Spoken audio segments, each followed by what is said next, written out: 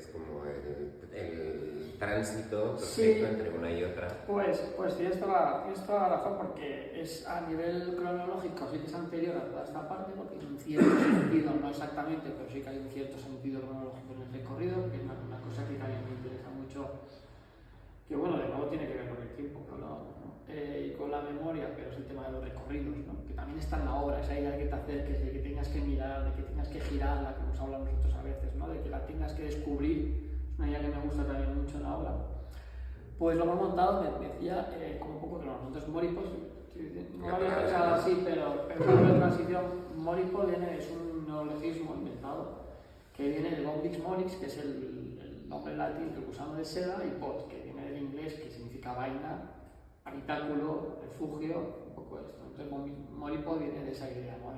de cómo al final el gusano de seda lo que está generando es una protección, que son fascinantes, ¿no? Porque al final lo que el gusano lo que está haciendo es ni más ni menos que generarse un entorno seguro donde poder desarrollarse hasta llegar a un estado en el que ya se siente suficientemente seguro o formado, o llamémoslo X, para salir, ¿no? A enfrentarse al mundo, ¿no? Y me gustan mucho estos guiños con la arquitectura, que al final la arquitectura, yo por lo menos la veo así, al final, ¿para qué queremos la arquitectura a los seres humanos? Para protegernos de un entorno hostil también, ¿no? Al final, si lo pensamos un poco, vamos a llegar a una conclusión, por lo menos la arquitectura que me interesa.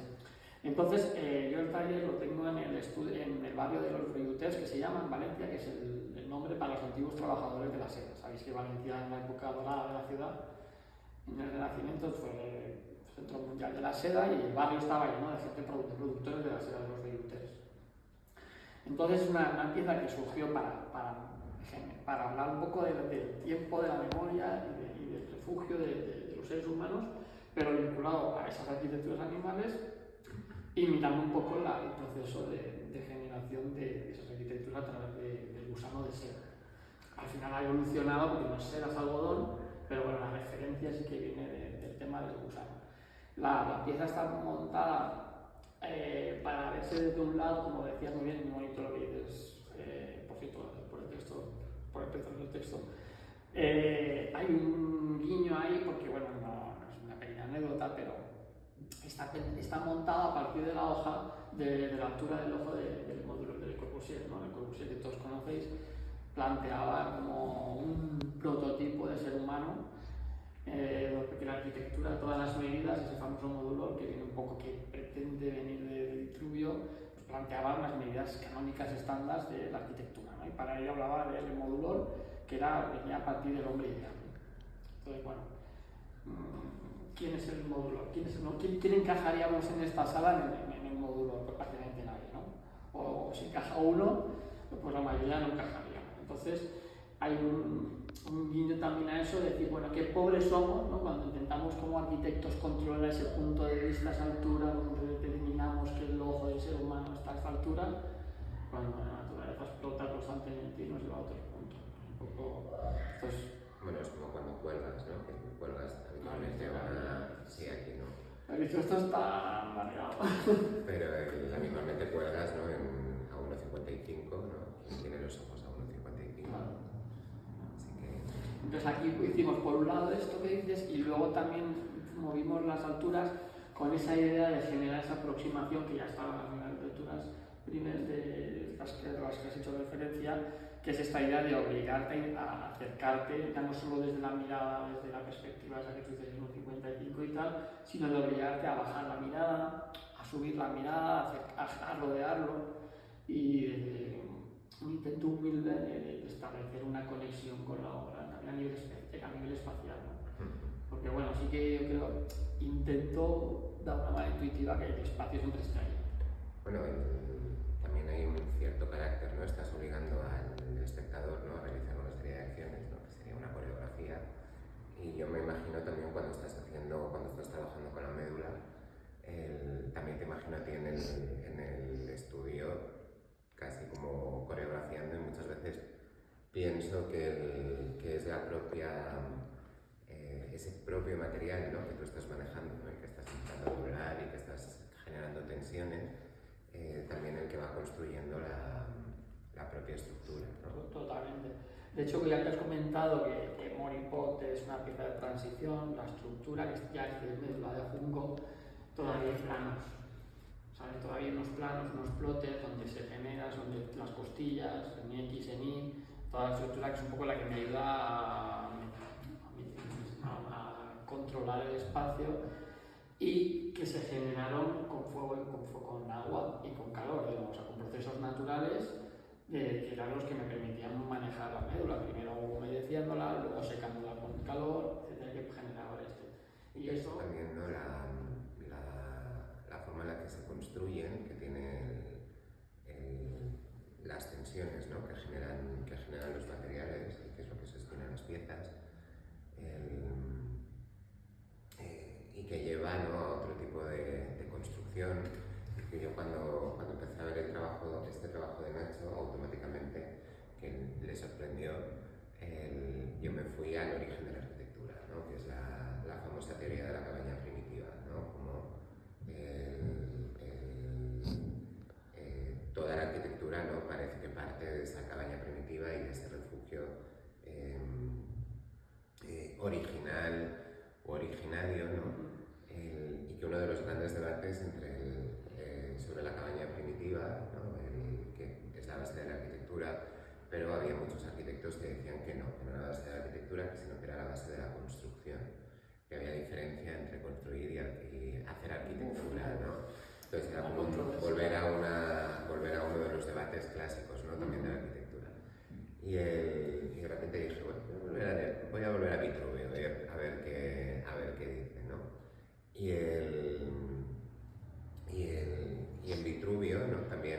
Él también, de algún modo, ¿no? es un pasaje que yo no sé por qué se obvia bastante en Vitruvio, cuando realmente parece que todas las teorías de la cabaña tienen que ver con ese Vitruvio también, ¿no? con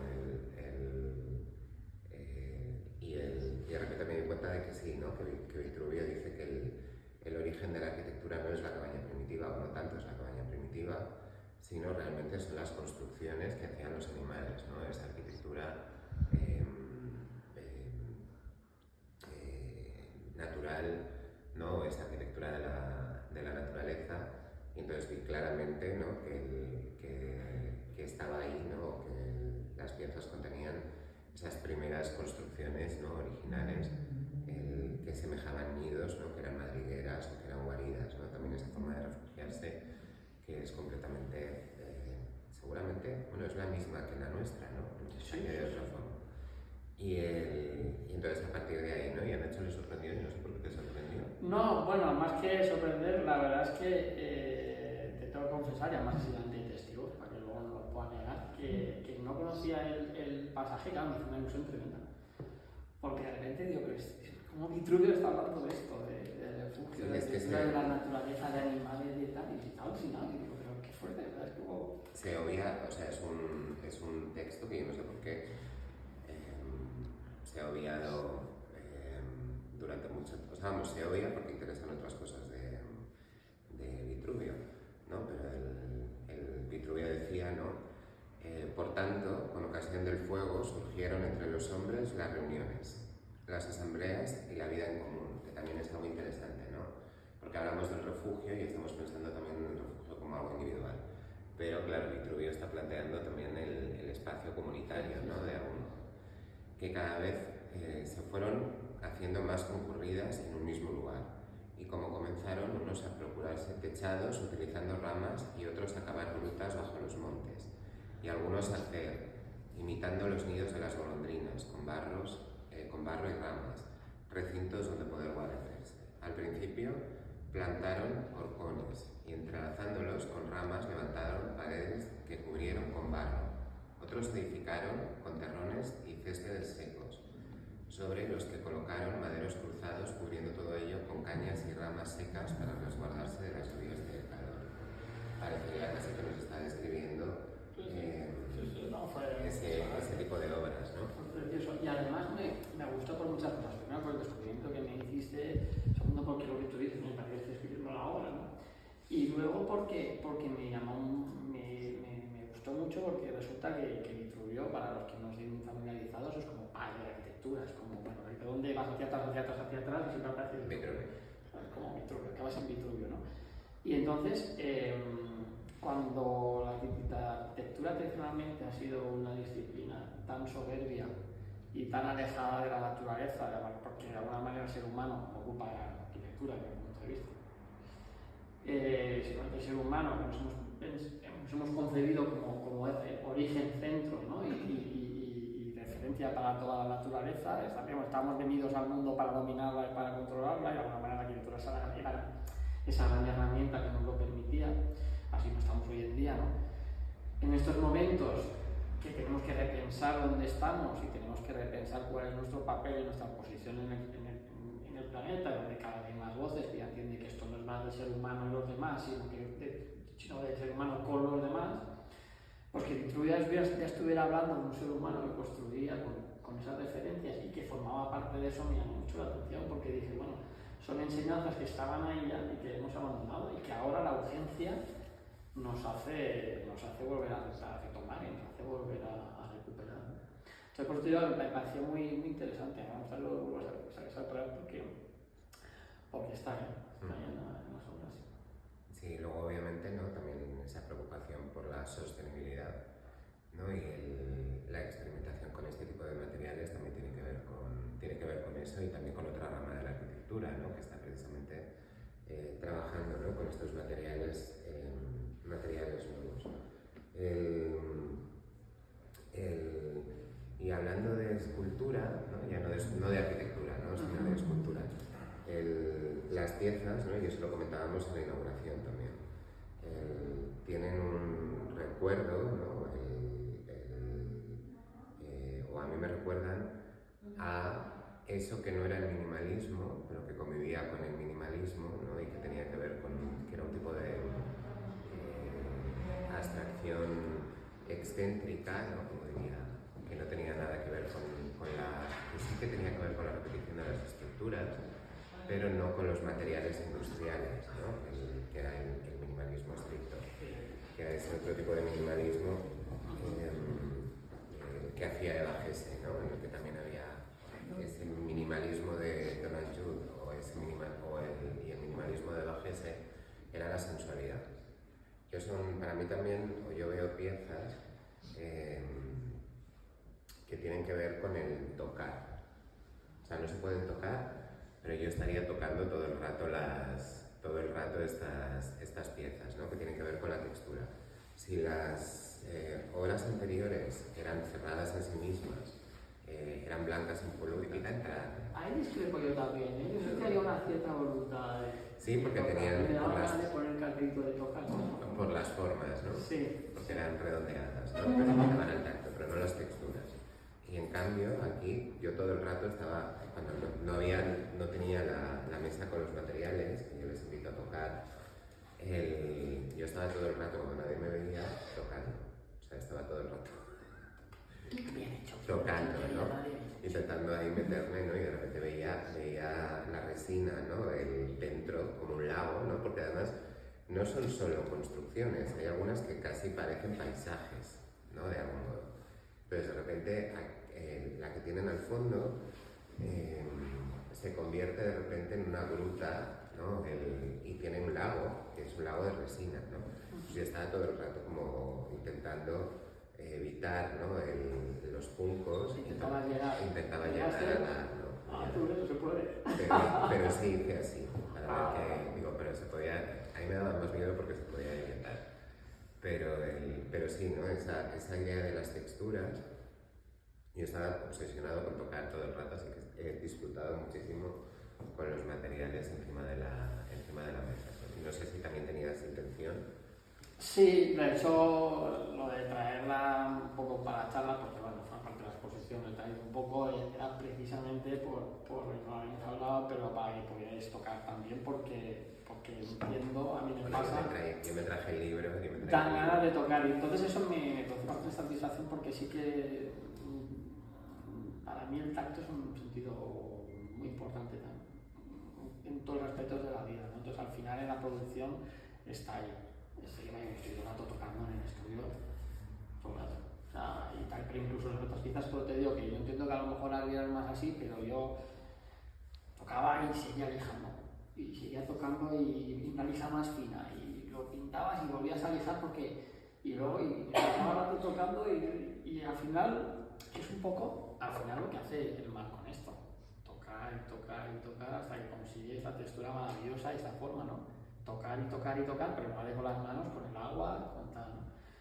Y está ahí, está esa querencia por el tacto, yo creo que esta sí que está ahí. De hecho, es una... Yo les invito a tocar porque realmente, también cuando hablábamos de la piel, la piel que respira, realmente los materiales son piel, o sea, tienen el tacto absoluto de piel, ¿no? Que eso me ha llamado mucho la atención, ¿no? O sea, como los había tocado así un poquito, pero ahora cogiéndolos en la mano, ¿no? Es esa idea de piel, ¿no?